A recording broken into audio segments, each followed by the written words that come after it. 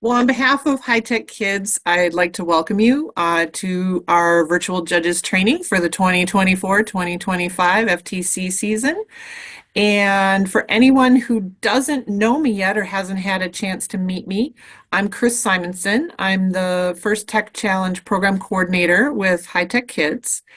And I also have Ted Wilder is on this evening. He'll be doing some of the talking. He is one of our longtime judge advisors on here to help me tonight. And I wanted to start out with a huge thank you. There are a lot of familiar faces on here, and we also have a lot of new people who are coming onto our judging this year. So I'm really excited to have you. And one of the things I'd like to do, we have a lot to cover tonight and not a lot of time. So I would love if in the chat, everybody could just put a little bit of information about yourself in terms of, are you new to judging FTC? Have you been doing it for 15 years? So just give us a little background and how did you come to High Tech Kids? That would be great. So that'll just give me a chance to learn a little bit more about you. And while you're doing that, I am going to just do a couple housekeeping things. If you have questions or you want to add something, because like I said, we have a lot of experience on here tonight. If you want to add something to the discussion, we'll pause at various points at the end of different sections for people to kind of speak up on different topics or get clarification. And you can either unmute yourself at that time or you can put a question or comment into the chat, and I will check in on that at the end of each section. So I am gonna move us along here. So these are some of our wonderful judges. We need to get an updated picture this year, but a lot of these judges are still judging with us. So we really have a great pool of judges. Tonight, we're going to kind of review the different stages of a judging day. We're going to talk about the rubrics and feedback and any changes that we've done to this year as well. We'll get a little chance to kind of talk about different judging style, team dynamics. There's a lot of what's new this year in 2024. So if you're a veteran judge and you have not yet looked through the new competition manual, we will cover a lot of the highlights here tonight, but it is a worthwhile read. So things that you might assume are the same from past years, don't assume anything this year. We'll go over the awards. A lot has changed in terms of the awards and the engineering portfolio. Then at the end, I know a lot of you have already completed the volunteer registration, but we'll just briefly go through the different steps that need to happen. Some people have done part of it and not the other part, but we'll go through that. And then I want to really talk to people about the scheduling, how I schedule people, and what kind of communications you should watch for from me. And then just some quick reminders about the tournament day. So. Just an overview for those of you who are new. First Tech Challenge has a lot of different components to it. So there's a robot game and it has a new challenge every single year. And then that challenge, one of the things that stays the same is generally you have about 30 seconds of autonomous mode where the robot has been pre-programmed, and then 2 minutes where the students are controlling it with remote control. They're also focused on the robot design and programming. So they have designed and built this robot from the ground up and could use any number of different programming languages to make it go. First Tech Challenge also has outreach and team management component to it. And so we're both looking for teams that have made a plan, but also maybe are reaching out into the community to share STEM and bringing industry mentors into their team to help teach them. And then they have engineering portfolio, which can document things, and that is required in certain situations. For those of you that haven't seen the game this year, I'm just going to show this little animation to get you familiar with what's happening.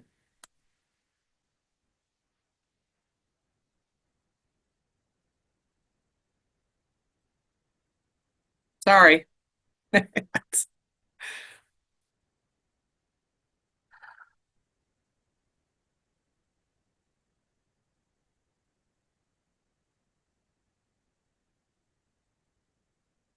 Oops, sorry. Welcome to the first Tech Challenge 2024-2025 season game, Into the Deep, presented by RTX.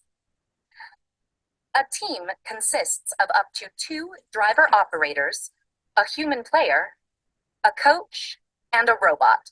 Each match is played with 4 randomly selected teams, 2 per alliance. But each alliance is allowed 1 human player. Your opponent for one match may be your partner for another. Robots must be built from materials specified in the competition manual and fit within an 18-inch sizing cube. But after the match starts, robots may expand, but may never horizontally exceed a 20 by 42-inch rectangle. The primary scoring element is a plastic sample, 1.5 square by 3.5 long. There are 20 samples for the Red Alliance, 20 for the Blue Alliance, and 40 Yellow Alliance neutral samples. Another game element is the clip. Each alliance has access to 20 clips. Human players may attach clips onto samples to create specimens. The game is played on a 12-foot square playing field with a foam tile floor and 1-foot-high walls. A submersible structure is located in the center. Within the submersible are the barriers, low rungs, high rungs, low chambers. Oops, sorry. Apologies.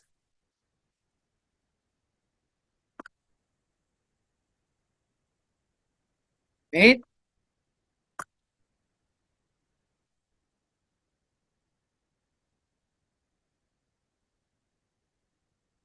Not sure what happened there. It's still sharing, but it is not sharing. All right. And high chambers. In the opposite corners are low and high baskets. Below the baskets are the taped-off net zones. On the other corners are taped-off observation zones. On both sides of the submersible are the ascent zones. Near the front and back walls are the taped-off red, blue, and Alliance neutral preset sample zones. April tags are located on the field walls to aid navigation. Blue and red alliance areas are on the left and right sides of the field. Before each match, 60 samples are randomly arranged in the submersible zone. 20 clips are positioned outside of each observation zone, and 12 samples are positioned on the preset sample zones. Teams place their robots on the field, touching the sidewalls. Each robot can start the match with either 1 specimen or 1 sample. The field and players are now ready. The match begins with a 30-second autonomous period. During auto, robots may attempt to score using pre-programmed instructions and sensor inputs. Following auto is the 2-minute teleoperated period. Robots score using driver inputs. There are many ways to score during the auto and teleop periods. For example, scoring a sample into the net zone earns 2 points, and scoring a sample into the low basket earns 4 points, or 8 points for scoring into the high basket. Robots may bring alliance-specific samples to the observation zone. Human players can attach clips to the samples, turning them into specimens. Scoring a specimen on the low chamber earns 6 points, or 10 points if scored on the high chamber. Sample colors may be neutral or alliance-specific, but specimen colors must be alliance-specific. The last 30 seconds of the teleop period is the endgame. Robots may continue scoring, but have protected access to their ascent zones. Each robot contacting the low rung earns 3 points. If a robot achieves a low-level ascent, it earns 15 points. But a high-level ascent earns 30 points. When the match ends, a robot parked in the observation zone earns 3 points. There are many ways to score in Into the Deep, but there are also rules that, if not followed, will result in foul points being added to the opposing alliance's score. A robot cannot enter the observation zone if a human player is in that zone. Scoring elements may not be launched. During endgame, robots may not interfere with other robots in their alliance's ascent zone. This has been a summary of this season's game, Into the Deep, presented by RTX. For complete rules, please read the competition manual and check the Q&A forum. And always remember the most important rule of the first tech challenge: gracious professionalism. Good luck, teams, and have a spectacular season. All right.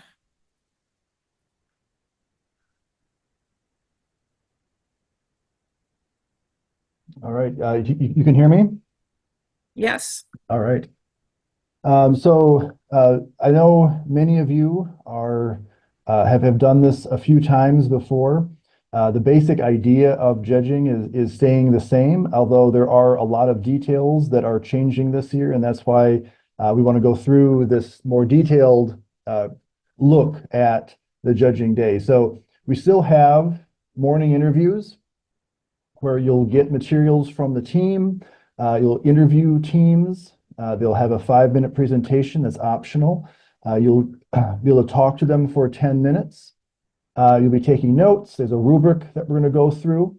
And that's the morning interview process. And then you're going to go through those teams that you have seen in the morning. You're going to pick your top contenders for the various awards and start entering a deliberation spreadsheet that we use in Minnesota to monitor or to manage the judging process.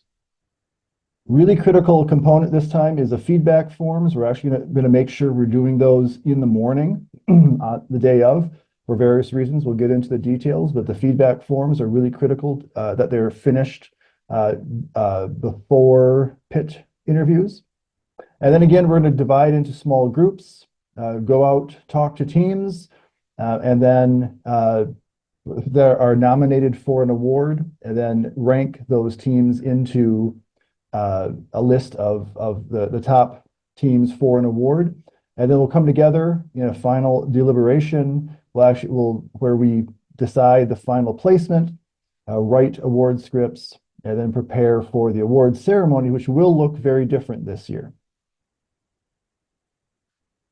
I'm going to go next slide.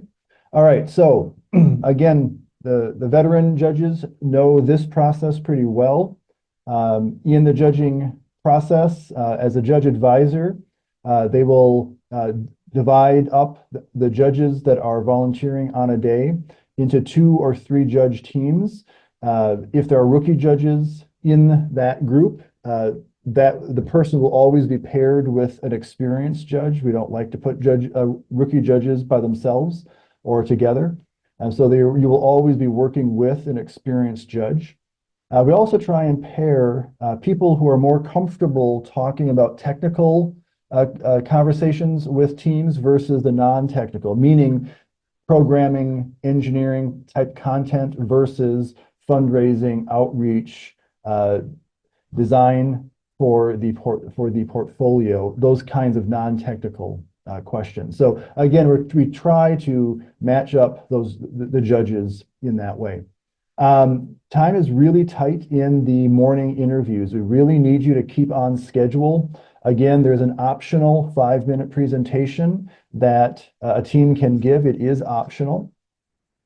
But you do have to time it. That is only 5 minutes. And then you have 10 minutes to talk to the team. And then you've got 5 minutes in between teams to actually sort of finish up your notes, finish up your thoughts on the first team, and prepare for that second team or for the next team. This really starts moving fast. And as a judge advisor, I I won't speak to all judge advisors, but as a judge advisor, I keep track of time. And if one judging room is starting to fall back, I will go and knock on the door and encourage them to finish up the conversation for the next team that's probably queued up outside the door, because we do have a lot of teams in one event that we have to get through. It's really critical that you're taking good notes. And again, there will be a rubric we'll be talking about in a little bit.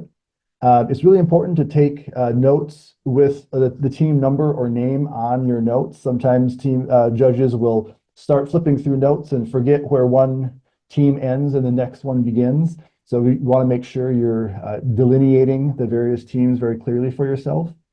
But also, it's really important to take note of teachable moments and successes of the team. Teams have done a lot of work.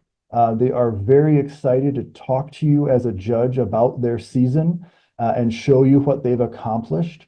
And it's really important for us to celebrate those successes and also listen to perhaps some less than successful moments that the teams have had during their season. Chris, I'm just going to verify we are allowing parents and guests to attend with the team interviews. Yes, so we're going to continue to allow that, even though this year First has said no, but we are going to continue to allow that, although we do tell teams that it is at the judge's discretion.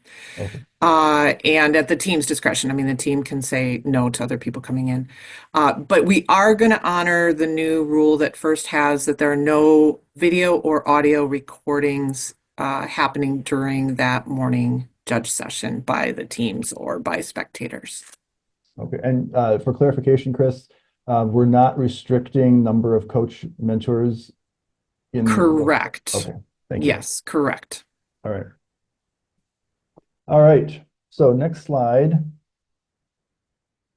Again, this is a time, can be a very intimidating time for the team. I'm also a coach for the last 11 years, and I know how teams get nervous walking in and talking to judges. It's really a great opportunity for you to demonstrate the First ethos and really welcome and smile and encourage the teams as they enter and do your best to put them at ease. So remember, we'll talk about this a little bit, but the portfolio still exists. It's no longer the engineering portfolio. It's just called the portfolio. The detail we'll talk about, it's no longer required for everything, but we certainly encourage teams to continue to have a portfolio, because it's a great way for judges to have content from the teams from that morning interview session, especially. Again, somebody needs to time, one of the judges needs to time the 5-minute presentation, and a cell phone timer is perfectly fine way to do that timing. Again, it's optional for the teams. They may decline that. And then you've got that 10 minutes of question and answers with the team. There are sample questions in the judge notebook, which you will get in the day of judging. But there's again, experienced judges have their favorite questions that they like to ask, and rookie judges you'll catch on pretty quickly. It's always good to have some set questions that you have on your notebook or in your mind as you talk to teams. Taking a photo of the robot is a great way to remember what the robot looked like, or some special feature of the robot. Be very careful to not take the photo of the team or any children in the team. And also, for me, the best practice as a judge is just to ask the team, may I take a photo of your robot? It's just going to be the robot, not any of you. And again, once you're done with judging, just delete those photos from your camera. And then again, really important detail here as a judge is you should have either in your notes or in your mind the awards that First has for FTC, and have in your mind what kind of award could this team receive, and where are they? Are they a great outreach and connect team? Do they have a great portfolio? Are they really involved in design or have some really innovative part of the robot? Their programming is amazing. really start thinking about the awards and mapping that team to the available awards. And I'm just going to add one thing from a consistency standpoint. Uh, First has encouraged us, don't start the timer right when a team starts to walk into the room. Give them a just reasonable moment to come in and hand you that portfolio if they have it, and to, set their robot down and get themselves organized. Now, if they're taking a long time, you can encourage them because they're losing out on that 15 total minutes they have with you. But don't start the 5-minute timer until they've had a chance to actually get themselves settled. Yeah, and that's a great point. And again, from my perspective, as a judge, again, some teams will come in with lots of prototypes or a computer or a cart, and they're arranging themselves. That's a time where you can ask for their team number and ask if they have a presentation, so you can kind of prepare yourself. And then what I like to do is when they've sort of settled in, I will just say, begin when you're ready in a reasonable time. Obviously, they can't wait 5 minutes to start their presentation, but within a reasonable time period, they can begin, and then the timer starts. So yeah, you do want to make sure that the transition in and out of the room is not a cost for teams. Good point. All right, it's really helpful for judges to have electronic devices. Laptops tend to work the best. Sometimes tablets, depending on software installed. We do use spreadsheets and other shared files electronically, and so being able to actually access those documents is important. I think this is referring to the rubric, is that correct? Or is this the feedback form? This is the feedback form. Yeah, so one of the things we want to work on as judges is having some consistent criteria. So on the rubric, which we'll show an example of on the next slide, there are 4 different categories that you can mark for each award, and not presented just means that they didn't show you anything or talk about it at all in this morning interview, and there's nothing in their portfolio about that particular topic. Fair, so we're going to look at some examples of the charts, but there's required criteria for each award and there's encouraged criteria for each award. Fair would be, maybe they met some of that required criteria. So, they've touched on the award. And good would be they've met all of that required criteria. And excellent would be that they've met that required criteria, plus they've gone above and beyond that and have at least some of the encouraged material available to share with you in some way, to demonstrate, to talk about, or it's in the portfolio.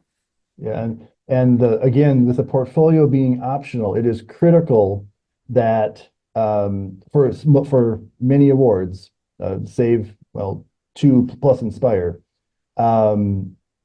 they can demonstrate their skill, their knowledge, their learning in other ways, not just in the portfolio. It can be a spoken, it can be some sort of page that they're showing you.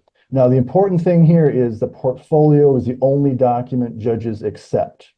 A team cannot hand you a 15-page portfolio and have 5 more handout pages and give those to you. That would be in excess of the 15 pages. They can't say, here's a page I'm going to hand you, but it's not my portfolio.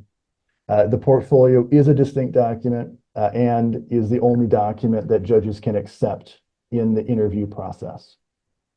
In the pit judging, you can look at any other document that the teams want you to see. Again, you can't accept them as replacements or in addition to the portfolio document.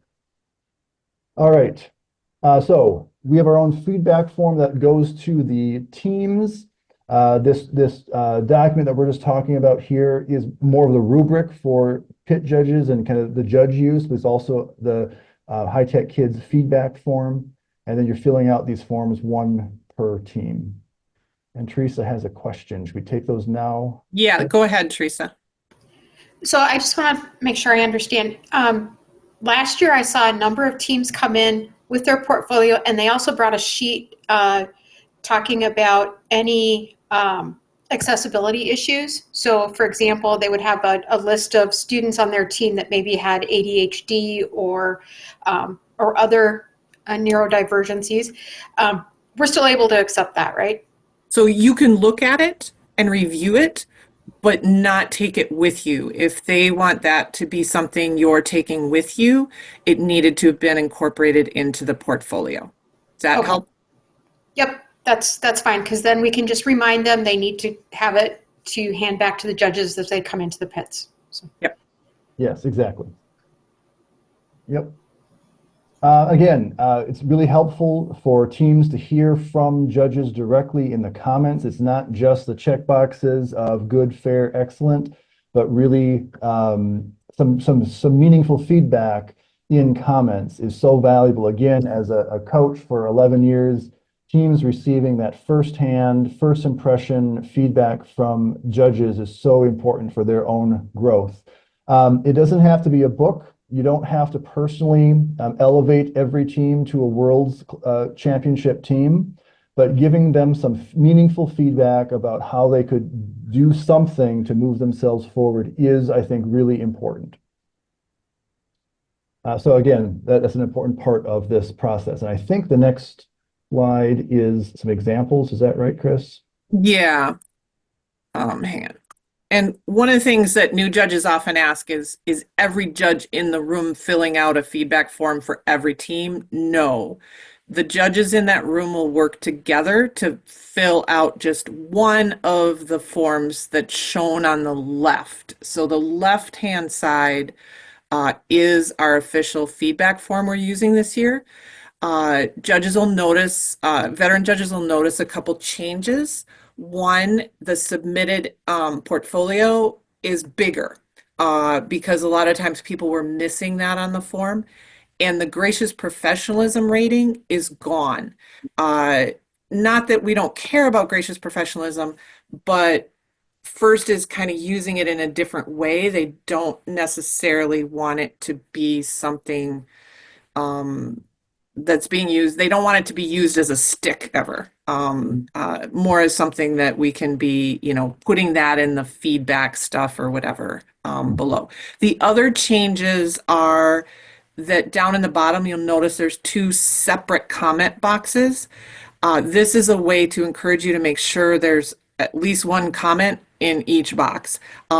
We'd like to see two comments in each box, or one in one area and three in another or something. 4 is kind of the gold standard, but 3 to 4 is what we're hoping for.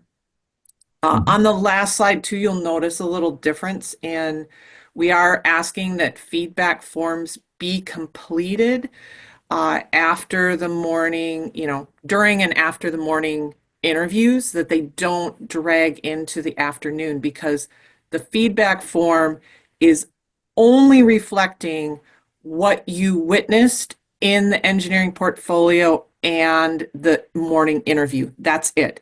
It has nothing to do with the pit interviews in the afternoon. And the reason we're putting a deadline on also is some changes at High Tech Kids in terms of personnel is making it so that I'm going to probably be processing these and giving them back to teams with their portfolio at the end of the day. And so I need to be processing them between 1 and 3 o'clock and getting everything ready for the teams. I'm going to talk a little bit about the form that's on the right. That's not an official form that you need to fill out, but what I thought it might be handy to have just a paper copy handy for yourself to make little check marks. So it's just verbatim what is in the competition manual for each of the awards. So it's just 3 of the awards are on one side and 3 of the awards are on the other side.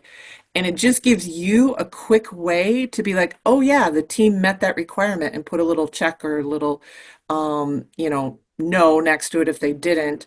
And that way, when you go to actually fill out the feedback form on the left, it allows you to go to that think award criteria and be like, oh yeah, they met all the required. Oh, they're good, but they didn't do any of the encouraged, so I'm going to leave them at good. It's a tool for you to use if you wish to use it. If that makes sense. And I think from a judge and judge advisor role perspective, if you look at the language of these, especially motivate, if I just pick that, the required is team must describe, display, or document an organizational plan, which includes some things. That motivate does not require a portfolio. And this is a challenge that the morning interview judges converting and passing information on to the afternoon judges. If I don't have a portfolio, it's not required for motivate. If I don't have a portfolio, it's hard to convey between those judge groups what I saw, heard, right? What was described, displayed, or documented for me in the interview. And so this is an opportunity to make some notes, say, yes, the team did this. Maybe it was just a piece of paper they handed up and showed us. Maybe it was a verbal description that was really great, but I can make that note. So the afternoon judges can actually see for the Motivate Award, they can see, oh yeah, this team does have something, just not a portfolio. I want to go talk to this team and hear this information. So from my perspective, I think this is a great document. You see the required and encouraged. And again, it maps over to the feedback a little bit where the required is there, that's for good. You're getting into the encouraged and really filling out this for a team, that's where that excellent feedback can come back in a more consistent way. All right, so prior to lunch, again, time here is going to be a little more tight for everybody. We are going to, your interviews, we're going to come together, kind of figure out the list of teams that for every award, and also redivide the teams into new groups for the afternoon. Again, before 1 p.m. for every event, we want those feedback forms complete so Chris and I can review them, print them out, and have them available for teams when the awards ceremony concludes for that day. Again, opening ceremony happens during this time before lunch. And again, start reviewing portfolios if they're available, or again, reviewing these feedback forms from the teams where you can see if they didn't turn in a portfolio, what was the information that was shared or displayed that encouraged the morning judge, the interview judge, to nominate the team for an award. All right. So after lunch, it's all about pit interviews. Again, as a judge advisor, I would divide up the judges into reward teams. So you will be likely working with a different judge partner or team in the afternoon than you did in the interviews in the morning. It's really critical that you always work with interview teams as a group. We don't want individual judges talking to teams by themselves. We want always at least one other judge with them. Again, if it's 2 or 3 judges, they should all be there so they all hear the same information. There might be some courtesy interviews if a team is not nominated for any award. We do like to have judges go out and still talk to them and have that judging experience in the afternoon. And again, sometimes at events, it's hard to find teams. They're in line waiting for a match. Their robot just came off the field and it's in pieces and they have 10 minutes to put it back together. And so we do want to respect what the team needs to be doing at that time, and you can always come back in a later time. Really critical component is keep your notes confidential, and we'll talk about that in each event day. But backsides of paper folded over a clipboard can be read. So you just want to make sure that your notes are always confidential. And again, this is a time in the pit interviews where a team may take out something that they call an engineering notebook or other documents that they want to show you, or again, other prototypes, And this is the time for them to do that. Again, portfolio is the only document we're taking away that happened in the morning. So we don't want to be taking away more documentation, but certainly there might be, they may have display boards, they may have other materials in their pit that further explains or goes into greater detail about whatever they're excited about showing you.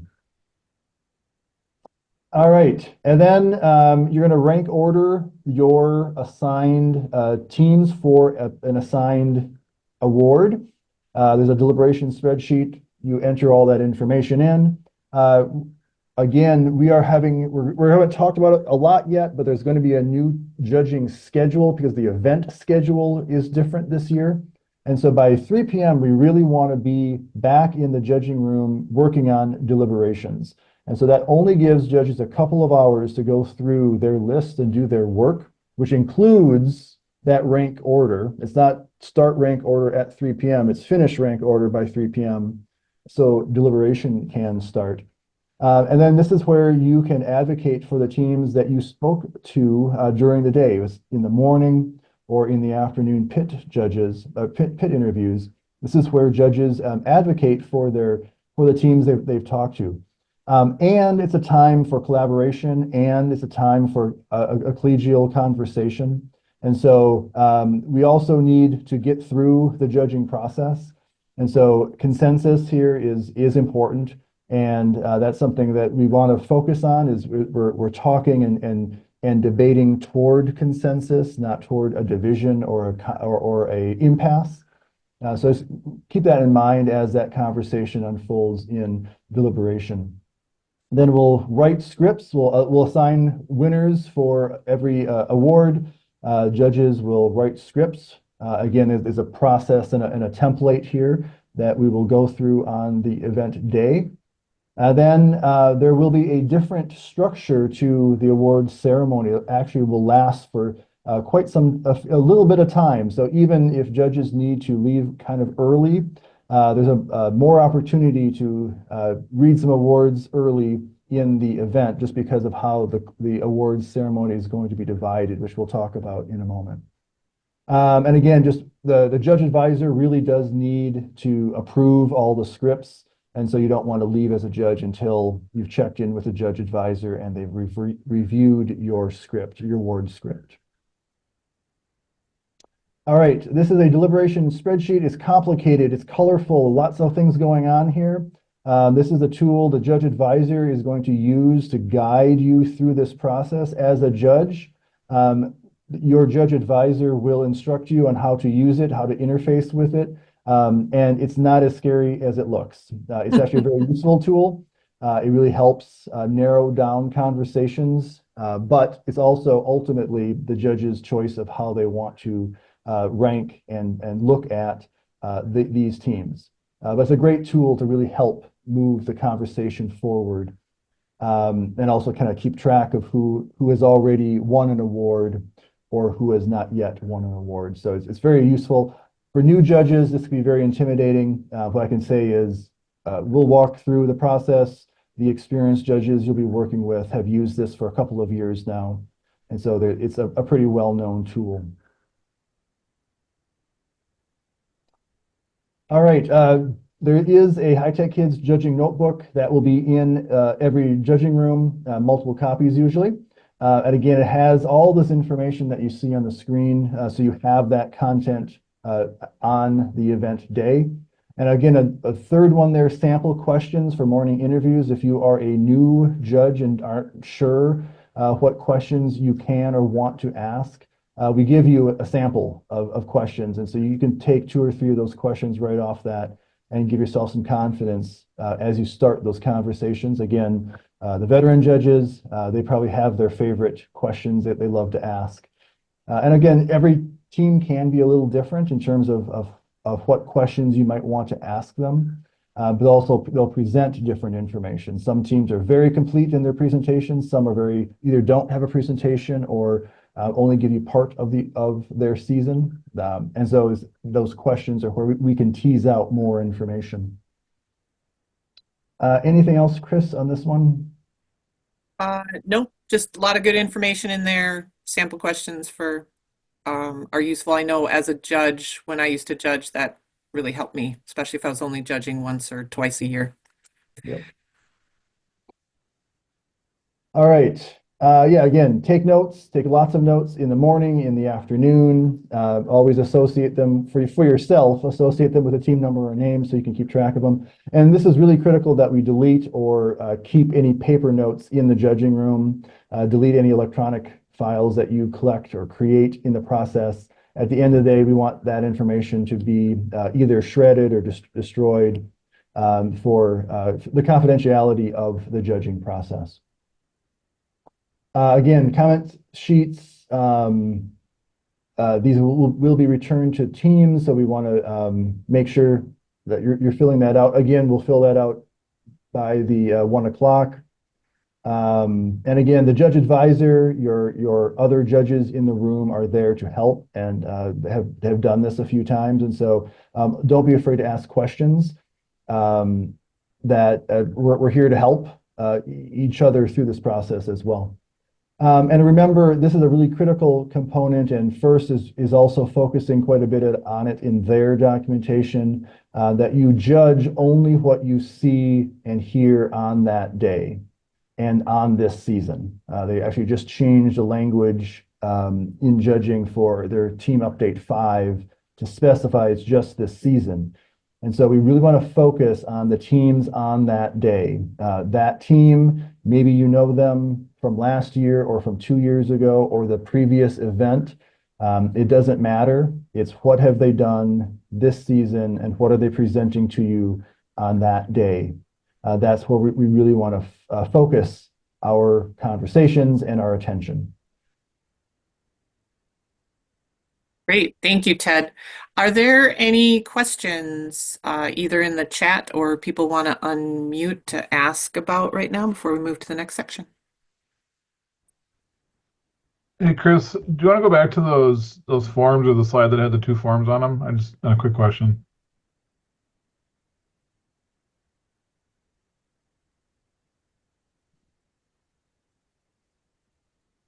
Hopefully Yep, it doesn't go places. yeah, that one. So the one on the left, the feedback form, I'm guessing that's still electronic. That's a Google Doc that we'll just fill in, and you'll use that to print off or send back to the teams electronically. Correct. That's the only thing that goes back to the team, and that is the one that you will need a device that you Right. can use to type in and work on that form.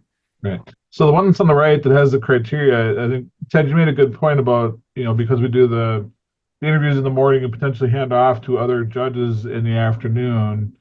Is that sheet on the right something that we want to have a physical copy of so that the judges that interview the teams in the morning can, kind of make notes around the various awards that potentially, the other award judges in the afternoon can go back and look at least for some additional information from the morning judges? Or Yes. So this form on the right is something we're trying out this year, and I welcome any feedback on it as we start to use it.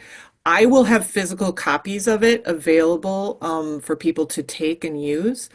And so you don't need to worry about bringing a copy or anything. Although if you're doing league stuff when you get to your week 3 and you're doing the mock judging, you may want to make some copies of this. But I will have it available electronically as well, just from the perspective of one of the resources that will be in our shared folder. Yeah. So maybe one suggestion might be then on the form there where you have the team numbers across the top there, where you could essentially have all of your teams that you're reviewing on one document. You might want to put the portfolio and make that a checkbox underneath the team number so that it's easy to see if there's a team that didn't bring a portfolio. It could, you could check them off on this form, and then Ted, to your point, right? So if, like for Motivate, if they didn't turn a portfolio in the morning and it's notated on the sheet, it would be easier in the afternoon for the judges that are judging Motivate to know, even if there's less portfolios than what they have for teams, that's okay, and that we, noted that. But yeah, and I think this is actually an old image. I think I've actually made a little change where our other training, they asked that, like next to think, instead of me having the asterisks, that there needs to be a portfolio for that I just wrote next to it, portfolio. and yes or no. And so I could do it so it's portfolio and there's a little checkbox that somebody could write, just check it off that there was a portfolio for that Think Award. Right. Okay. Teresa has her hand up. I know I'm butting in all the time.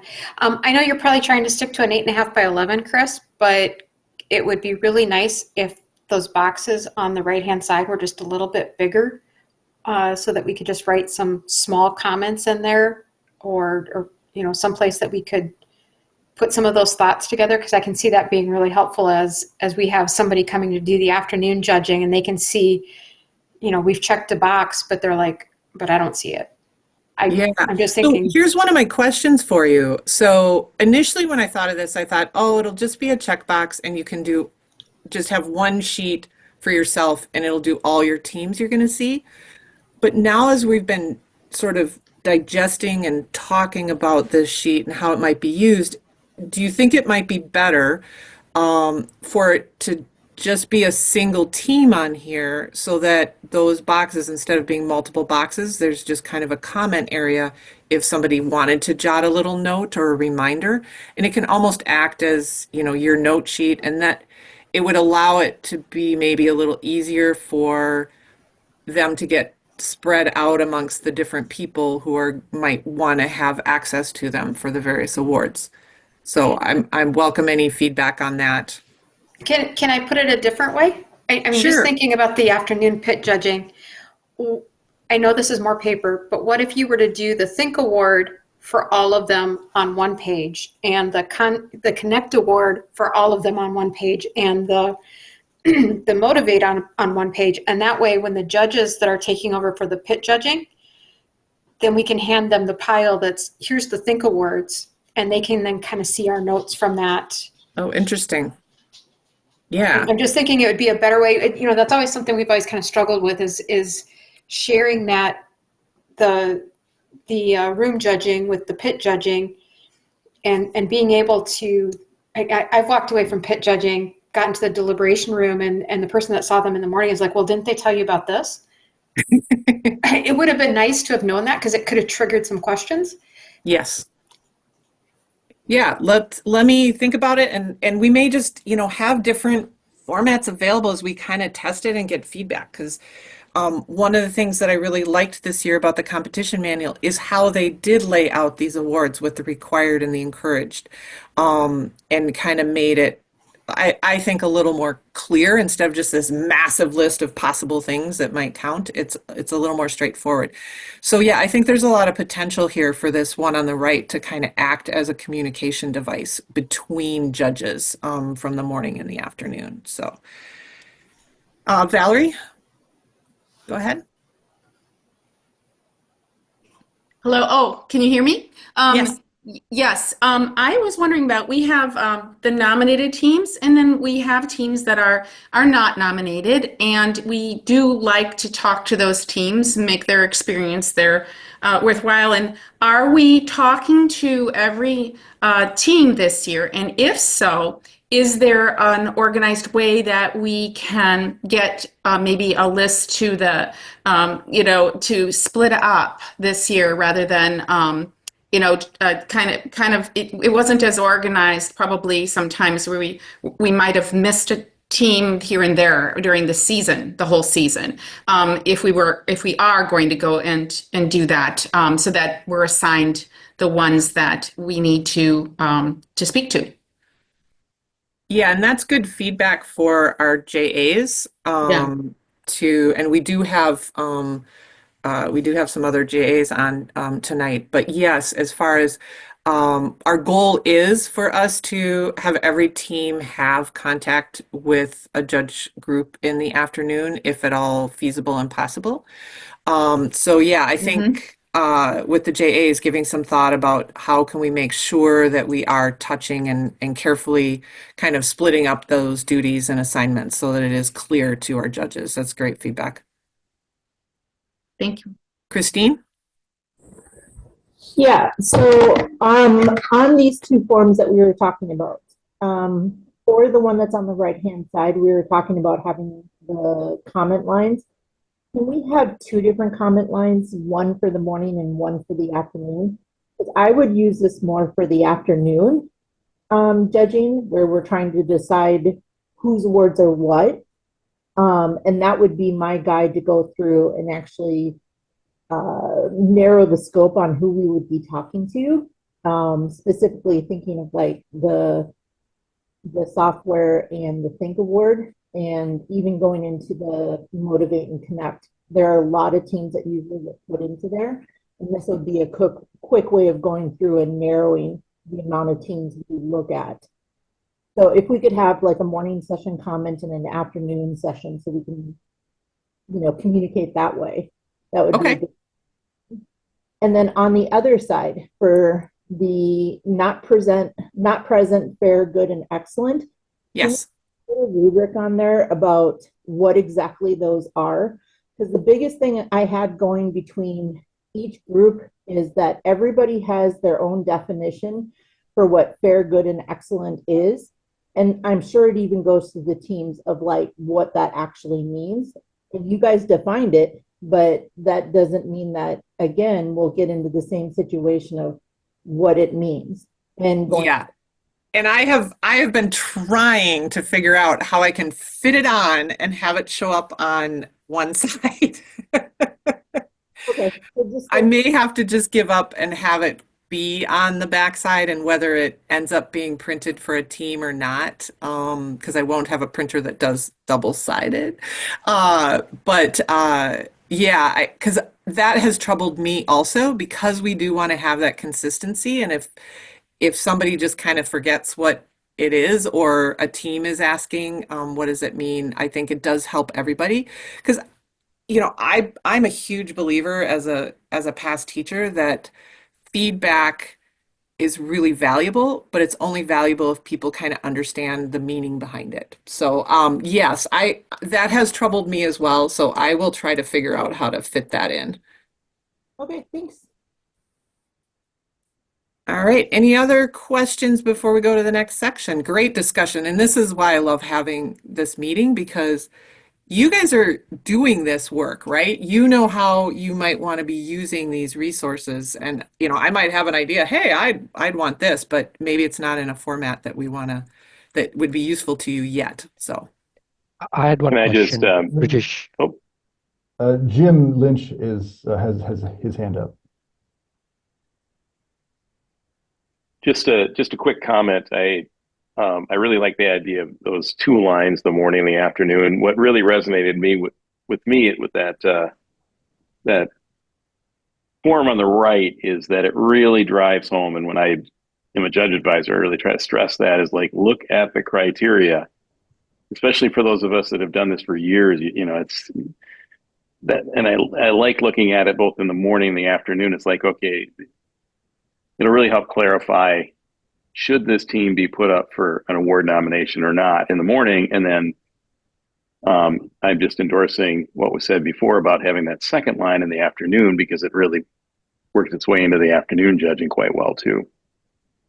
great. Thank you. Teresa, hand up again. Yeah, and taking off my judge's hat and putting on my coach's hat, my mentor hat, it would be awesome to add those definitions to one of Vicky's coach's blasts. I realize that Great. you want to have it on the form, but Yep. getting that out ahead of those events, so that it reinforces this is what we're looking for. Great. Because I share those coaches blasts with my team, and I have to say, what comes from Vicky has a lot more weight than when I say it to the kids. So being able to go, see, not me, Vicky over there says that this is what they're looking for. I think that would be a great tool for getting that out there. Great. Yeah. Well, I'll let her know that. And Vicky will just be happy to hear that people actually read her blasts. Well, she knows I do because I reply. Well, anybody else? All right, I'm going to move on to kind of talking a little bit about judging style. So one of the things to keep in mind is we do have a set of judges' core values. And the biggest thing is we're here to make sure that the teams feel encouraged when they leave, right? It's a stressful situation, especially for rookie teams coming in, and we want them to feel good about it. We want them to learn something. We want them to be honored for the hard work that they have done and to leave the tournament feeling excited to continue their work and improve on what they're doing and feel respected. Just keep that in mind with everything that we do. We really want to celebrate what they have accomplished. Your primary responsibilities are, as we've already talked about with the team presentation and the interviews, and really get to know the team as much as you can with the limited time you have as far as asking them both technical and non-technical questions and really showing interest in what they're doing. And we can use this opportunity to motivate them, encourage them, and to offer up some, little pointers and tips as we go along. So, all right, and then team dynamics. So you as a judge see a wide variety of teams. So teams are coming into these tournaments with their own unique set of goals. So there might be a team that is just there to have some fun, right? And you might have other teams that are there that their goal is to advance to state or to win a specific award. They might even tell you, "Hey, we really are trying to win the control award." They might even mention that. Some of our top teams are definitely aiming for that Inspire Award, the overall award. But all of them are really trying to put their best foot forward. And it's our job to kind of help them bring out their best. Some of the teams are going to walk in super confident, but others are going to just be incredibly shy and nervous in front of the judges. Please be aware that we have more and more team members who might have special needs of some type. So, they may be nonverbal. So you may have team members that just aren't able to speak, but maybe they've been given a different role. Maybe they're the student who is pointing at different parts on the robot or showing. Other students may have trouble, being in front of strange adults at all. We'll try to let you know if there's any real severe situations that you should be aware of. We try to encourage coaches to let us know if there are some severe special needs where a coach or a mentor or a parent might need to be with the child. But really be careful about kind of leaving your own judgments at the door a little bit. Be cautious about misjudging behaviors and really be careful about singling out a student.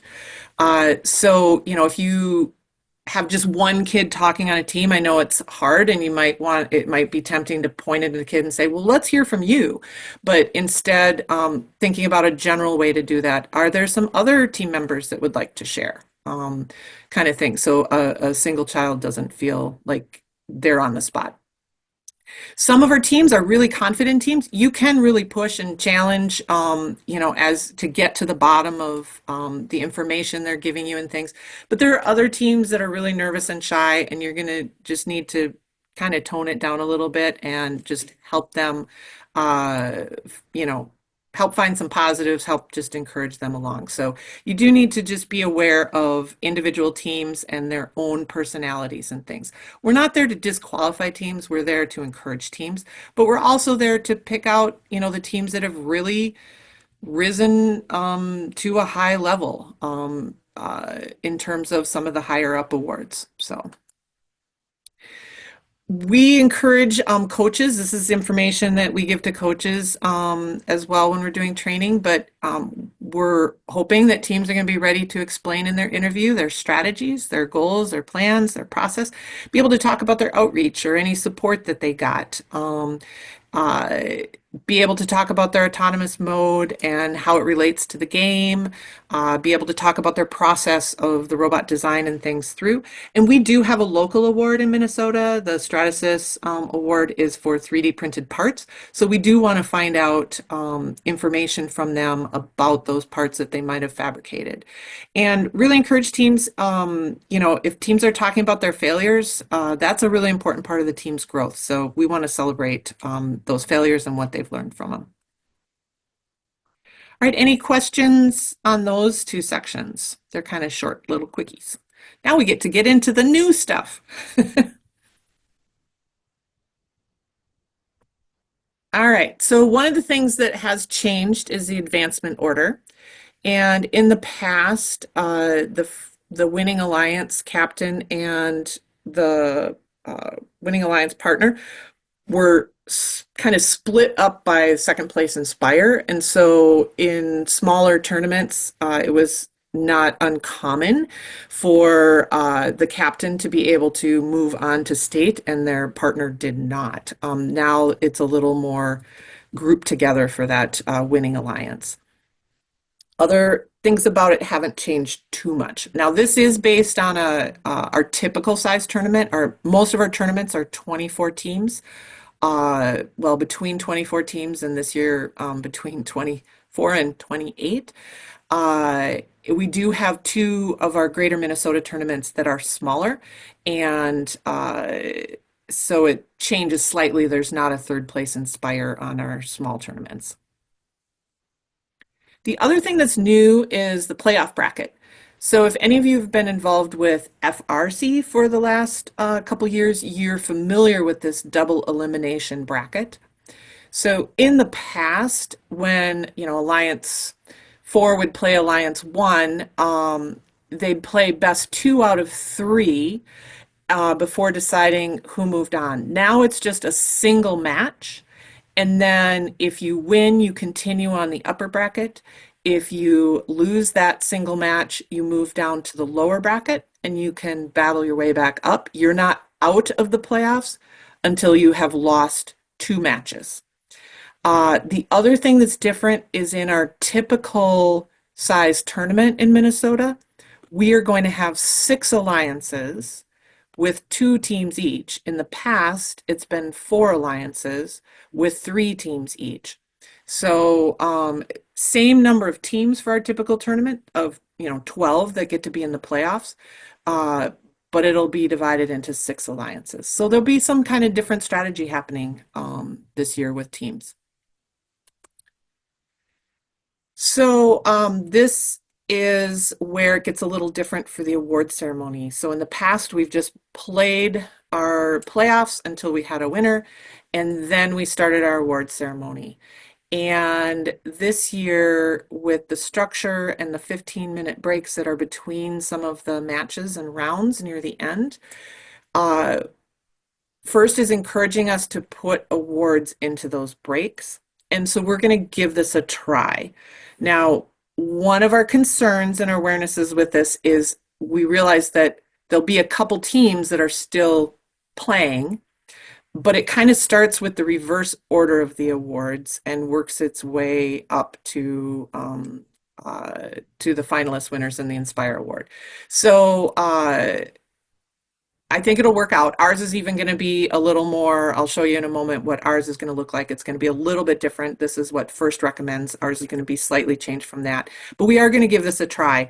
And so that's why we're setting that 3 o'clock deliberations need to start so that we can have deliberations done and award scripts written in time for that second break. So fortunately, well, the only one that needs to be written for the first break is the Stratasys, but for that second 15-minute break, that's when we will start in with the design award and so forth. So this is what ours looks like.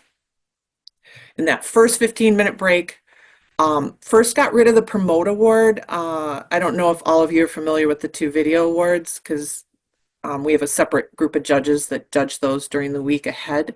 But it was a promote award and Compass award were both video awards. First has gotten rid of both of those. Well, the promote award is completely gone. The Compass award, first is only having us awarded at our state championship.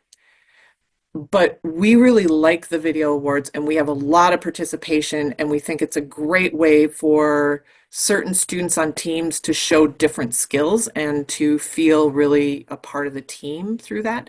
And so we're keeping those, but we've renamed the Promote Award the Minnesota Gear Up Award. and are creating our own prompts for it. And then the Compass Award will continue for all of our qualifier tournaments. Then we also have our local 3D printed award sponsored by Stratasys. During that second break, we'll start with the official first awards, and we'll do the design, the motivate, and the control awards. Break 3 only technically happens if the lower bracket team wins that first finals match. If they win it, they've only lost one match so far, and so has the upper bracket team. They've only lost one match, so you have to play another one. So sometimes that break 3 will be there, sometimes it won't. If it isn't needed, we'll just start as soon as the matches are done with the Innovate, Connect, Think, and then we'll do our finalist robots, our winner robots, and our Inspire Awards. Any questions as far as that? Chris, how do you think that's going to work if you have teams that are, for example, during the break or in the pits working on the robot and they get announced for an award in the award ceremony? Yeah, so what we're telling teams is that they should have, we're not going to have the whole team come down to get the award. We're going to have, have 1 or 2 representatives available who can come down and receive the award. And there is a possibility. Now, once you get to the actual awards, there are only 2 teams really. Well, I should say initially there's kind of 4 teams, but there aren't as many teams involved. And so hopefully with it going in the reverse order of the awards, those top teams that are making it to the finalist position and the winner position are maybe less likely to winning those. But like I said, we're trying it out. We're going to be working on also making sure the crowd is engaged so that there's still that feeling of celebration for each of these awards, but it'll be a little different. It's going to take a little practice on our part. All right, thanks. So given the fact that we have this new schedule, how do we think this is going to affect how long it takes? I know it'll be a mess for the first couple tournaments. I'm not worried about that. Yeah. Yeah. Give or take, we usually finish around 5:30. Do we think it'll be still the same, or? We think it'll be very similar. The one thing that is nice about the new playoff bracket is it's more predictable in terms of how many matches you're going to have. Because in the past, each round was 2 or 3 matches, depending. Now it's just, 1 match per grouping of teams as you go through, except for the possibility of a second finals match. So I think in the long run, once we kind of get the feel of the timing of when our qualification matches, are finishing and all of that it will be more predictable. So, but yeah, there'll be a lot of communication between me and Adam Miller for these first few tournaments to make sure, and he knows also that the goal for the judges is to be starting deliberations at 3:00 sharp. And I think that'll actually help him because there have been times where he just doesn't know how we're doing and how it's coming. And so he's not sure sometimes whether he should slow down or speed up the transition between matches. So we're hoping that it'll make it a little more predictable, but we're still predicting kind of about the same ending time, between 5 and 5:30 right now. All right, so that portfolio this year, as we've mentioned, is only required for certain awards. It's required for the control award. There is no longer a separate control award sheet that teams need to turn in. Can we all have a giant round of applause for that, please? That was long overdue. The control award material now needs to be incorporated into the portfolio. The Think Award, of course, is still a portfolio-based award, and so teams need to submit a portfolio for that.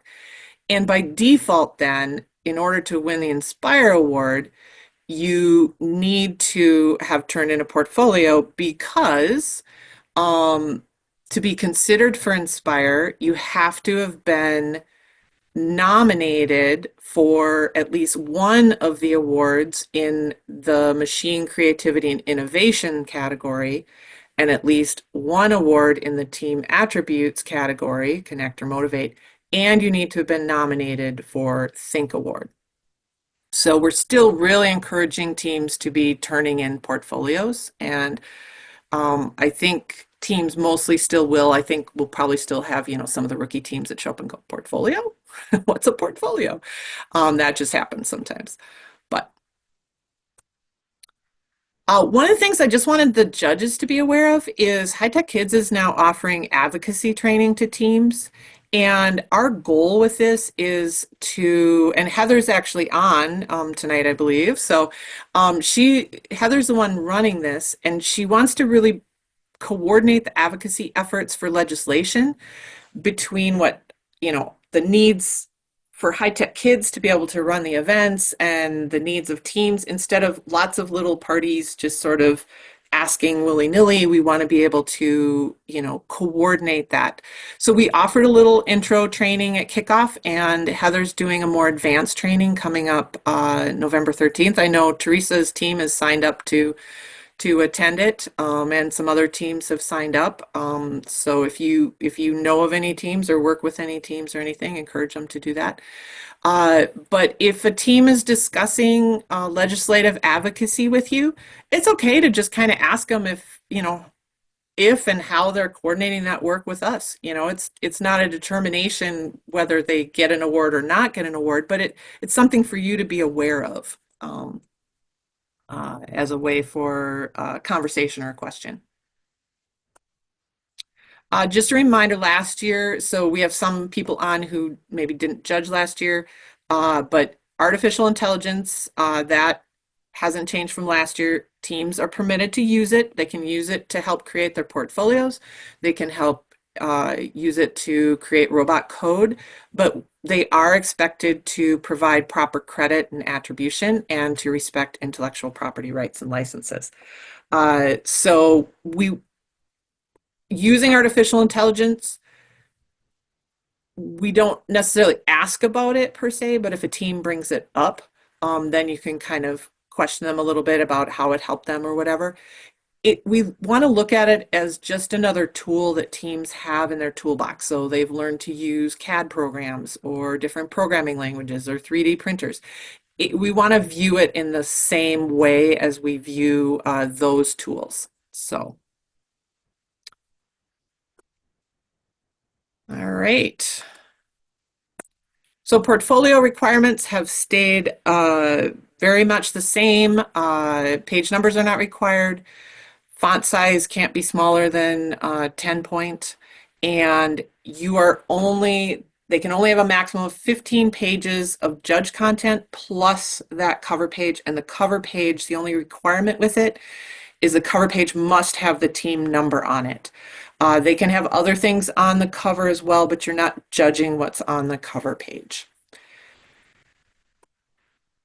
All right, so I'm not going to go into super depth with the Inspire or with each individual award, but again, the changes that were made to the competition manual this year are really nice. I think the way that they've laid out the criteria for each award and made it much more clear for both teams and judges to kind of look at what they should be doing to be successful.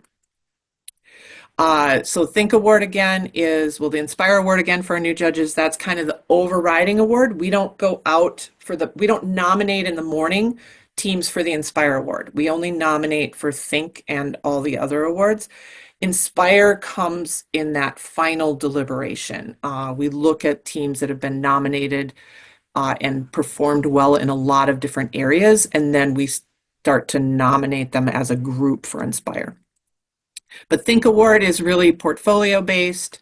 Our Connect Award is looking at how teams have connected out into the STEM community, right? And how they are connecting up with engineers and mentors and things like that that are maybe coming in and helping their team, or the team is learning from them, things like that. Innovate is really of robot focused, looking at the design and creativity within the robot. Control is looking at how they've used sensors and programming and the autonomous, have they used the autonomous mode? This year, the Limelight cameras is available to be used by teams. So you may have some teams that are using color blocking to identify the different colored samples and or use the April tags and things like that. There's other ways they can do it, but Limelight cameras there's one Limelight camera that's now allowed. Motivate is them going out and really sharing STEM and being an ambassador for FIRST programs out in their community. Design Award is again focused on the robot and form, function, and aesthetics. And then we have the Minnesota specific Stratasys Award, which is really looking at how they've incorporated 3D printing into their design work. So Judges Award. So I'm still collecting feedback, but there's a little bit of a change this year. In past years, the second and third place Inspire Awards did not receive a trophy at a qualifying tournament. And typically, our second and third place award winners for Inspire would win another one of our awards where they got a trophy. This year, it's different. So this year, first place Inspire, if you win first in place Inspire, you're not going to win any of the other trophies. If you win second place Inspire, you're going to get a second place Inspire trophy, and you're not eligible to win any of the other trophies. And same for third place Inspire at our full-size tournaments. They will get a trophy, and they will not be eligible to win any of the other trophies at that tournament. So with that in mind, the fact that we are going to be already handing out more judged award trophies, we're putting the Judges Award on hold for right now, because at qualifiers last year, we hardly ever used it. Like there were only a couple of situations we used it. Now my judges at the last training, the in-person training, some of them gave a really good argument why we should keep it. But we are going to try it this way for this season. We'll still have it for state because there's just so much depth to the teams at state that we already were, offering it up as and using it there. But I'm looking for feedback over the course of the year. Were there times this year that you really wished you'd had a judge's award, and why? Please, please let me know if that's the situation, so I can kind of figure out if we want to bring it back next year or not. It's often been used as a way to encourage rookie teams in the past, but it's kind of a strangely defined award, and FIRST doesn't offer a trophy for it anymore. They offer a plaque. So we just decided to hold off for the time being, but feedback welcome. Are you looking for that now, or do you want us to text it or email it to you? Either way. So if you have something you want to, kind of add to the whole group, or you can email me, or you can send me tidbits during the season. I didn't find one time last year where I thought I would use it, but Brian just told me he saw one time last year where he would use it. But very rarely do we ever find times to use it. Yeah. So one of the things we've thought about, because what happens is, we have to order trophies a month in advance, right? And so we've already ordered December's, and we haven't even had a November tournament. And so what would happen is I'd end up at the end of the year with a whole pile of judges' trophies that we didn't use. So what we're thinking of, maybe if we do bring it back in the future, that we just keep the season off of it, so we can just have a few that are available and not worry about the year. Most often it depended on the judge advisor that you had, where they wanted you to find those two teams that we needed to have an award for, and it was more of but we couldn't find one to use it for. So I don't think we would necessarily need to have them during the regular part of the season, because the teams that we would have possibly thought about it knew that they weren't going to get an award at all. I think we're freaking out more about the fact that you just told us that the Inspire 1, 2, and 3 can't get any other awards during state. Yes, which keep that in mind for Think, right? Because in the past, typically our second place Inspire has often ended up winning Think. Yeah. So we haven't had to go very deep for Think. Yeah, So that just made state that more exciting. And for all the new people on here, yep, buckle up. Oh, great. Thanks for the feedback. All right, as I mentioned, we're keeping the video awards, our Minnesota Gear Up Award. Actually, I'm excited about both of these trophies because Stratasys is helping us design some new trophies for this, so they're pretty cool. So if you happen to coach a team, turn in a video because they're pretty cool trophies. This year's theme for the Minnesota Gear Up is inclusion, and so we gave a prompt of our team promotes inclusion by. And then the Compass Award description is exactly as First still publishes it, only First just wasn't having us do it at qualifiers. So we have a special trophy for our Compass Award at our qualifiers too. It's not a First trophy. All right. So Ted, why don't you speak a little bit to your role as a judge advisor? And we have a pool of other wonderful judge advisors that have been. Yeah, and open to other judge advisors. There are a few here that have mentored me as I became a judge advisor a few years ago. So certainly there's more experience in the room than me. I think from my perspective, a judge advisor is there to help guide judges through the process. Judge advisors are usually experienced judges, and so we've gone through this process many times. We understand the nuances, the pros and cons of every step. And the tools used. And so our role is to help mentor and guide judges through this process, which does mean organizing you, scheduling things, keeping track of time, as I mentioned before, but also really supporting and making sure that the judge group has what they need to make the important decisions that they make during the event process. What else can I say here? Again, walking through that spreadsheet we looked at briefly before looks complicated and perhaps a little intimidating for new judges. The judge advisors understand how that process works, how that tool works, and so we're really helping you, the judges, walk through that process and make sure the process is moving forward. We don't want to stall in that process, and we want to make sure that process is moving forward because, again, as you heard, especially this season, every season this has been true, especially this season. Time really does matter. We really want to make sure we're getting our work done as judges so the award process can move forward and teams can be honored as we want them to be honored. Again, another aspect here is to make sure voices are heard. We want to make sure all of the voices in the judging group are heard.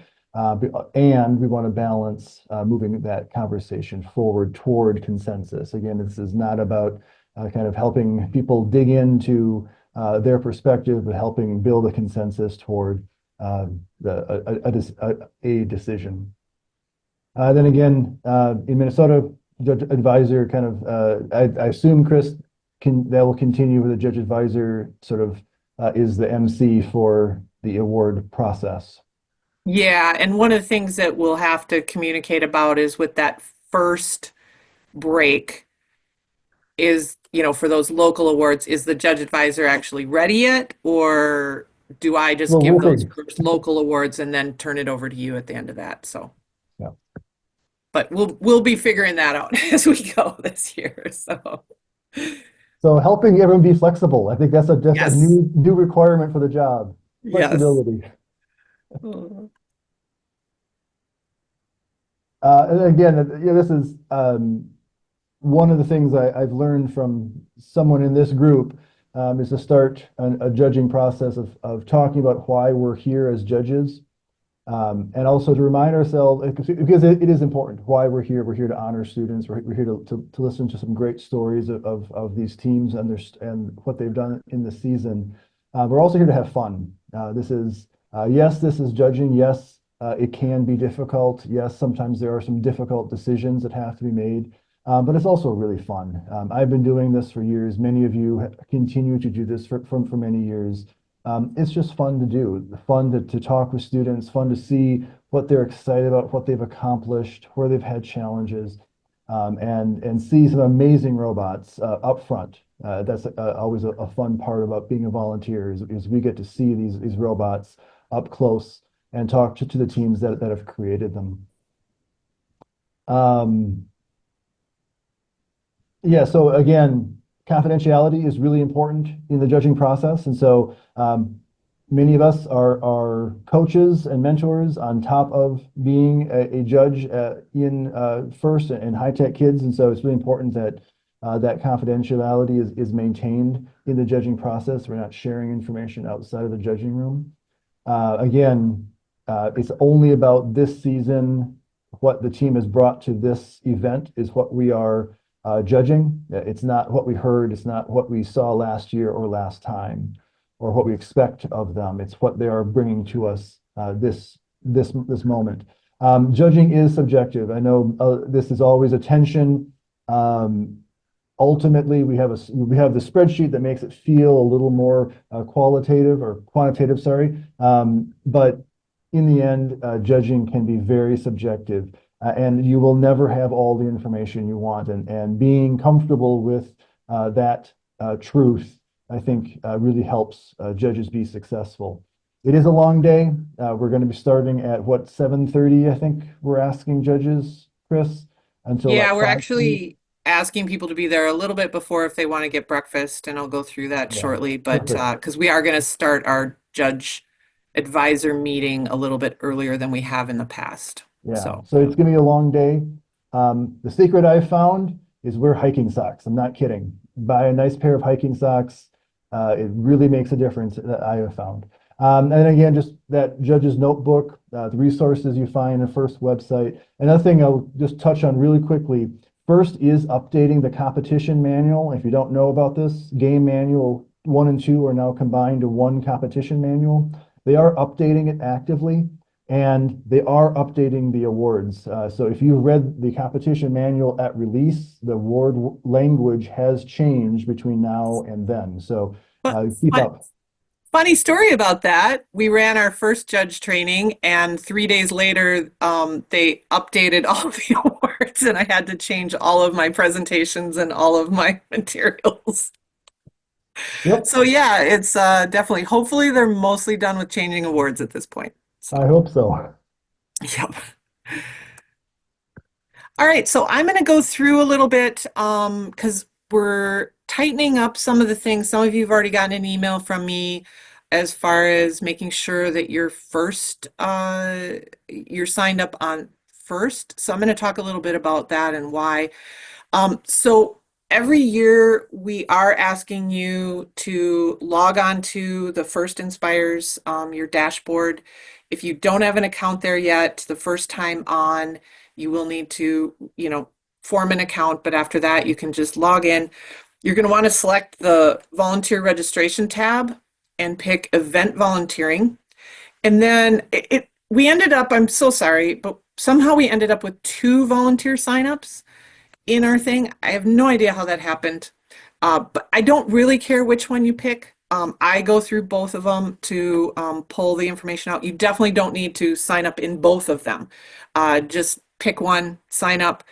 And the reason we're having you, you can just do a sign as needed. You don't need to pick roles. Some of you who like to go to the World's Tournament in Houston, go ahead if you want to pick different roles so that you show up in the FIRST system as somebody who's, doing that role. But I don't use the FIRST system to assign you to events.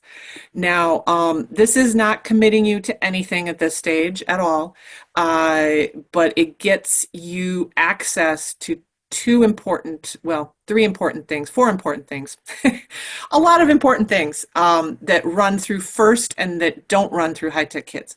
So you do need to complete a background check every 4 years. So if it's your first time logging into the FIRST dashboard, you will need to sign off on having a background check done. And there's also some youth protection program training that is available on there.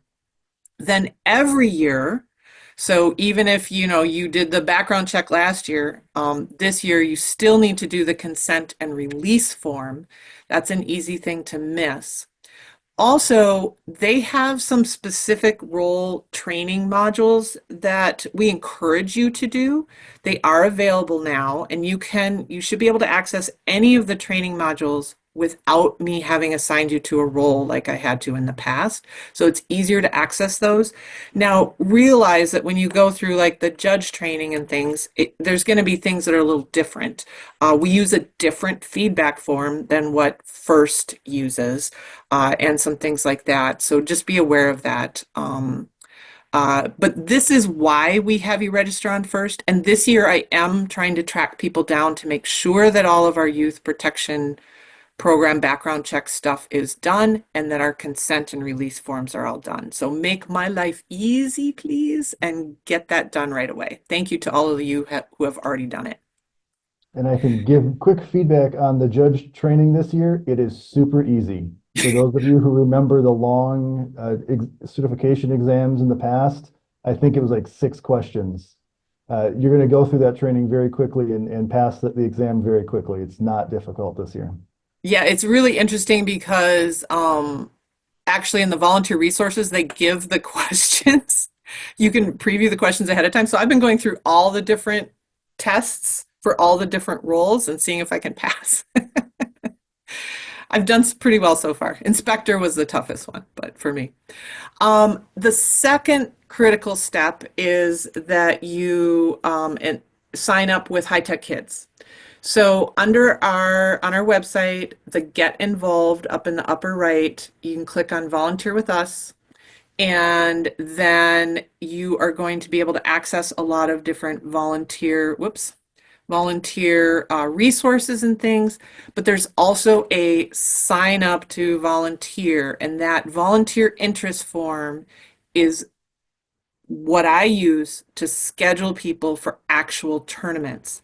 You can check as many or as few of the date boxes as you wish, and you can update it whenever you wish.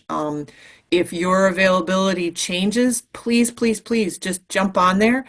I get a date stamp, and so if you suddenly are going out of town for a particular weekend and you had selected that weekend before, you can now just skip over that, selecting that weekend, and I will see the changes. So please feel free to update it whenever you need.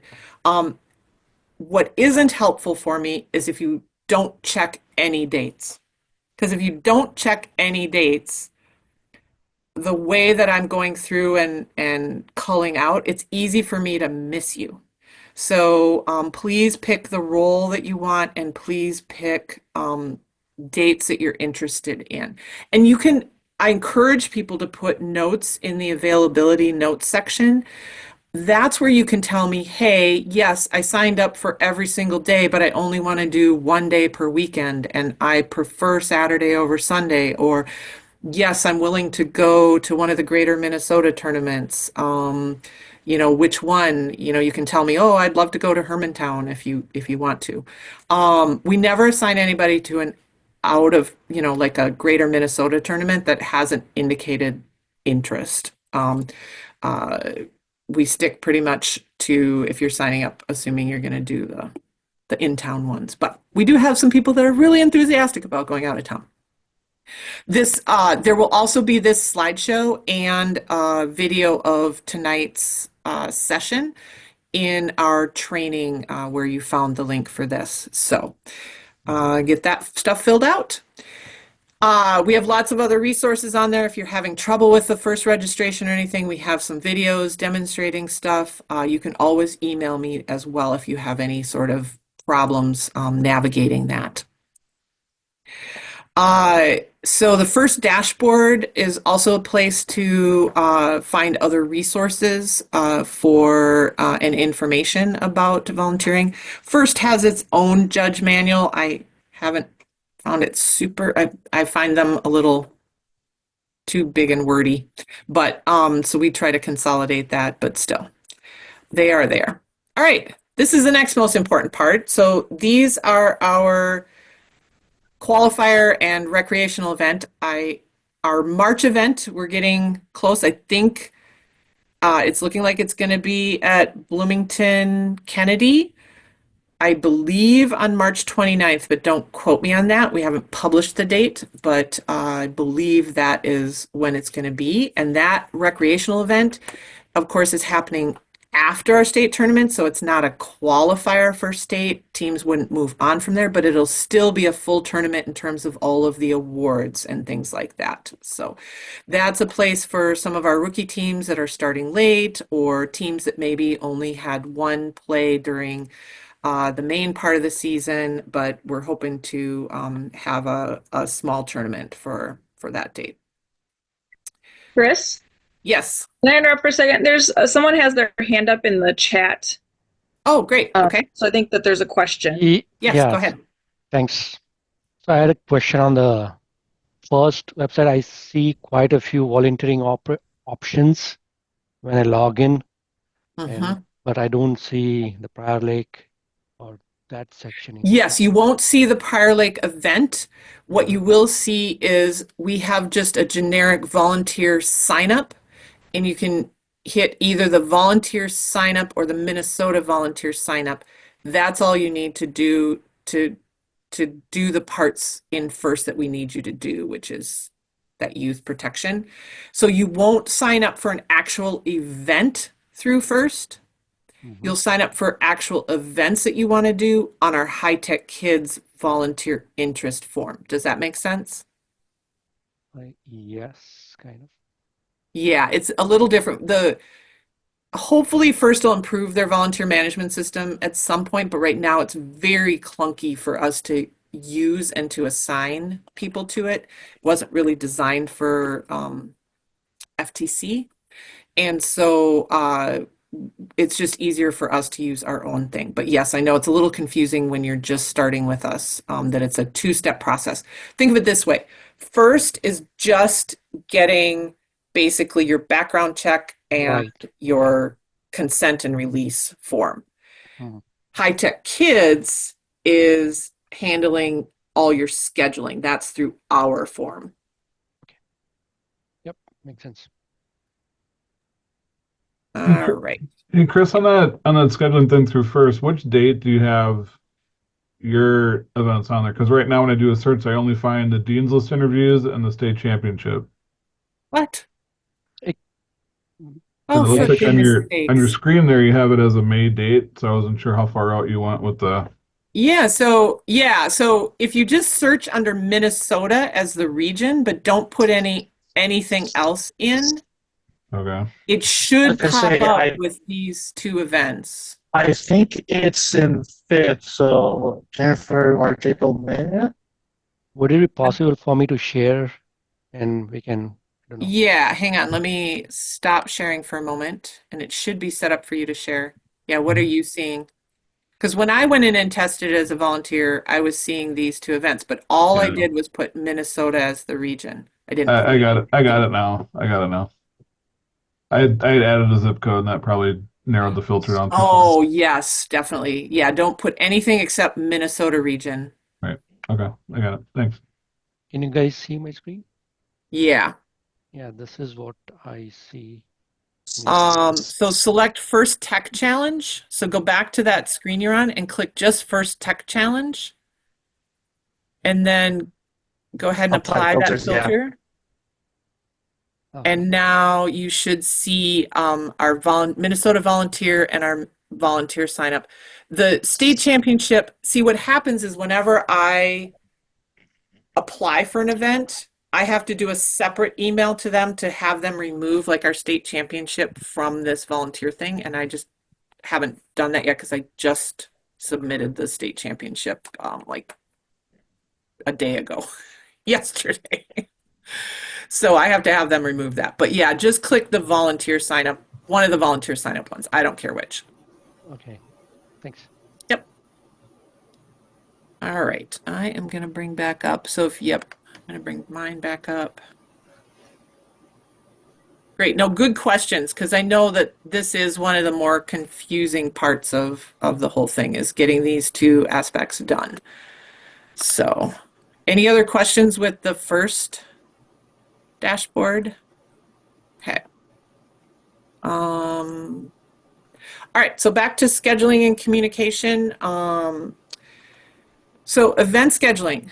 Once you've submitted your availability through the High Tech Kids volunteer interest form and you've completed your training, you are eligible to be scheduled. So I've already scheduled our November tournaments. That schedule went out late October. I made it. It was Halloween. I'm starting to schedule December tournaments, and I'm planning to send those out like right after the Prior Lake tournament, maybe before, but I have a lot of new people who've only put down the November date because I think they're kind of trying it out, and I want to give them a chance to sign up for December tournaments as well. And then the January tournaments I will schedule after mid-December. So what that looks like is you get an email through our data management system, our data bank, that will have a link to the schedule, and you look for your name, and then you send me an email that says, yes, I can do it, or no, I'm so sorry, I now have a conflict. All right. So, 2 to 3 weeks before the event, watch for that initial email from me and check it right away. I've been so impressed with how fast everybody's been getting back to me on the November tournament ones. I'm only missing like 3 people right now. It's fabulous. So thank you guys. You make my life so much easier when you send me that email right away, yes or no. Then watch for a second email on the Wednesday or Thursday right before the event. That email is going to have all the details of where, what door to go into, what time to show up, reminders of what to bring. All of those kinds of things will be in that email. Then, if you've signed up to accept text messages, there will be a text message that will go out the night before, just as that little, hey, remember, see you in the morning, great.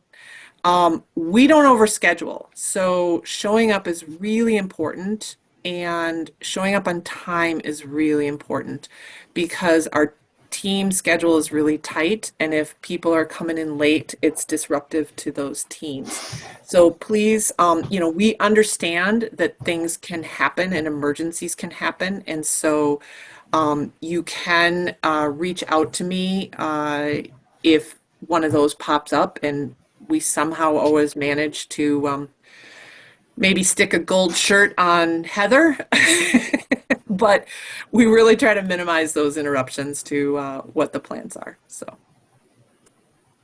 one thing to be aware of, going back to the emails, spam filters sometimes will filter out our stuff, especially if you have a Gmail account. So just make sure that you know when to expect these coming through, and that if you're not seeing it, that you check your spam filter and make sure that our email is not being filtered out. Although Yahoo filters out my husband's emails to me no matter what I do, so don't know what it's trying to tell me. State championship this year is going to be at Burnsville High School. And for those that are new, state championship begins on Friday evening. That's going to stay the same. And we do the equivalent of morning judging on Friday evening. And then we do our our pit interview judging on Saturday. Saturday's a full day. All right, so slight tweak to our judging schedule for the day. We are asking that judges arrive between 7:15 and 7:30, depending on whether you're going to grab some light breakfast or not. We always have, bagels, cream cheese, that kind of stuff available, coffee available for you. And then the JAs are going to start their meeting a little earlier than they have in the past. And they're going to start right at 7:30 and would really like all the judges to be there. They are not going to wait around for late judges because they want to give you enough time to have the meeting and then get into your judging room and get settled and confer with your partner judge or judges so that you kind of have your plan and you're ready to go right at 8 o'clock. So team judging interviews generally run from 8 to 10, and then you get time to work on feedback forms, your initial award nominations. Opening ceremonies starts at 11. We try to have you out of there even a little before the end of opening ceremonies. We like to clap and cheer for you and then send you back to your jobs. Then you have between 11:15 and noon to finish up those feedback forms unless you want to keep working on them over lunch. You might get a chance to kind of touch base with that pit interview group that you're assigned to just to make some plans and enjoy an hour-long lunch. And we provide lunch, so those of you that are new, you just come back to our volunteer room and partake with the lunch.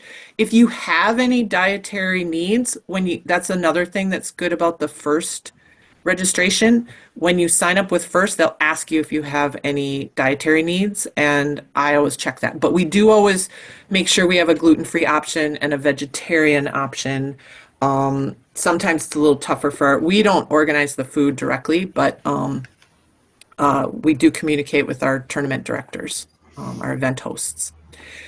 And then that afternoon, again, we start up at 1 o'clock. Now, there's one difference. If you're going to be judging at Prior Lake on Saturday, lunch is moved 15 minutes earlier, but pit judging can still wait to start till 1 o'clock. But lunch is just moved up 15 minutes.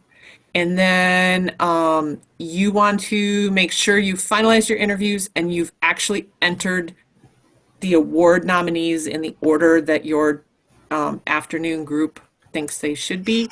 And then we're going to start those deliberations at 3 o'clock. All right. When you first arrive, so arriving between that 7:15 and 7:30, you're going to see signs for the officials room. And in that email, I'll tell you which door to enter to make it easy for you. Prior Lake's probably the most confusing just because there's lots of things happening at Prior Lake. So give yourself a little bit of extra time at Prior Lake. That'll give you time to kind of review any judging materials, do all that. Please make sure also on the high-tech kids form, we ask for team affiliations. I don't really care if you're affiliated with an FRC team, and I don't care if you're affiliated with an FL team if you're only going to be judging FTC, but I do care if you're affiliated with an FTC team. So please make sure to list those team numbers. Team names aren't as helpful to me. Just list out the numbers, and that way we make sure that you're not assigned to judge a team that you have a conflict of interest for. So that's a really important aspect. I forgot to update this slide, but morning meeting's going to start at 7:30 now, and team interviews right at 8. So bring an electronic device that can access the internet and Google Drive. If for some reason you do not have such and that you can type on reasonably. If you don't have such a device, please, please, please email me early in the week that you're going to be volunteering, and I can sometimes throw in an extra device to lend to you. Bring a water bottle along. We'll have big, huge 5-gallon jug of water with a pump on it for you to refill. just to cut down on waste. We tell our event hosts not to have individual bottles of water out. And then you'll wear your judge shirt and a name badge. If this is going to be your first event, I'm keeping track of that, and I will have the correct size shirt for you and a name badge for you, and you just keep those. The other thing you'll get at your first event is a pair of safety glasses. So you do need to bring safety glasses along. Our veteran judges usually have a pair. We do have some that we can lend out, but you will at your first event get a pair that you can just keep and bring along at each event. As Ted mentioned, wearing comfortable clothing and shoes and hiking socks. I have big puffy socks that are especially for tournaments. You're going to be walking a lot in the afternoon and standing a lot on concrete. And some of our venues are pretty drafty. At Eagle. Ooh. So make sure you have a layer you can slip on if you're feeling chilly. We provide that light breakfast, coffee, snacks, and a lunch. And we provide other beverages and a water bottle refill. And then we also provide paper and pens. And like I said, I'll have printouts of that other checklist form that we have now. And I'm not providing the timers as much anymore because nobody's been using them last few years. People just been using their cell phone as a timer. So I don't bother to pack those anymore. All right. Thank you. Thank you for volunteering. We're super excited to start the season because it's kind of quiet around here in the summer. We do a little bit of outreach, but this is the time of year that we just really love and is the reason that we do our jobs is to see all of our wonderful volunteers and to see all of these great teams and just see all the creativity and wonderful work that's gone on into these robots. So thank you. Any final questions?